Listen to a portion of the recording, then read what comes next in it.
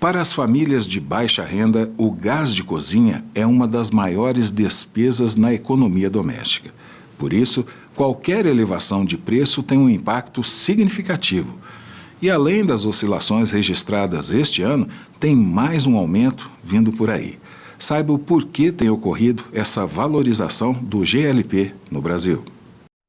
Rômulo tem uma distribuidora de gás de cozinha e nos últimos meses acompanha de perto a elevação de 40% no preço do GLP. O povo ele perdeu o poder aquisitivo de compra. E num tempo como a pandemia, a gente tem notado que o gás ele tem aumentado mais do que os outros produtos.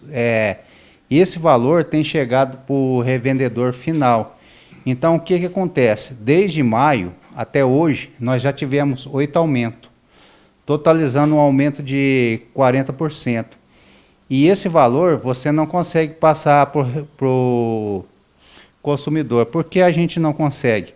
Porque o povo está em época de pandemia, passando dificuldade, e o poder de compra acabou. E fora esses 8 aumentos, já está previsto para a semana que vem mais outro aumento. O Rômulo revende o botijão de 13 quilos a R$ 72. Diz que semana que vem o valor do mesmo produto sobe de novo e chega a R$ 80. O revendedor verificou que a clientela está sumindo por conta disso e já está preocupado. Toda vez que há um aumento, a gente sempre perde na margem de lucro, né?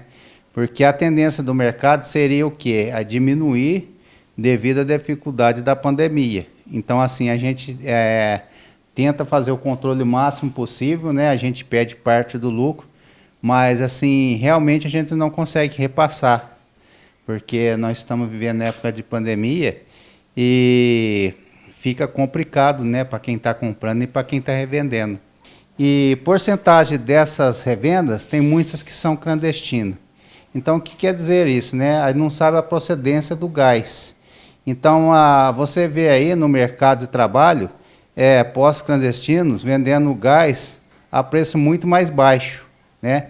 Eu já tive revendedores, no caso, eu já tive clientes, né, que já comprou gás, a média de durabilidade mais ou menos do gás de cozinha é em torno de 45 dias. Comprou do clandestino, durou na média de 15 e 20 dias, né, comprando por um preço mais barato. Então, devido à concorrência, a pessoa está desesperada, vê um preço mais baixo, ela vai lá e compra. Mas por que o valor do botijão de gás de cozinha não para de aumentar? O economista Pedro Portugal explica para a gente. O aumento do gás de cozinha anunciado nesta semana pela Petrobras foi o 8º aumento, a 8ª elevação deste produto neste ano de 2020.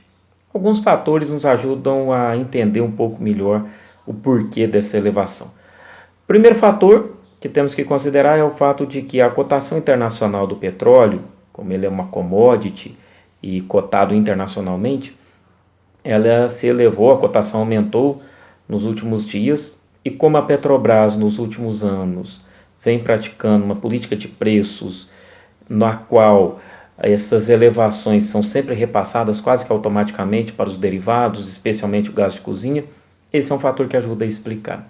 Segundo ponto importante, a questão da taxa de câmbio. A taxa de câmbio extremamente desvalorizada acaba encarecendo produtos importados.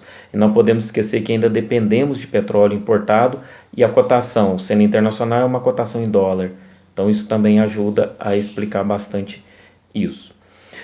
Outro fator importante que nós temos que considerar também é o fato de que desde o final do ano passado a Petrobras ela igualou os preços do gás para residência com o gás destinado a ramo comercial e industrial.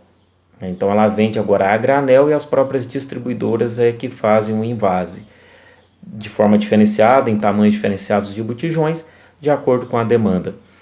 Então há uma certa briga entre as distribuidoras e a própria Petrobras. As distribuidoras alegando que estão simplesmente repassando o aumento do preço e a Petrobras afirmando que, na verdade, o preço final quem monta são as distribuidoras.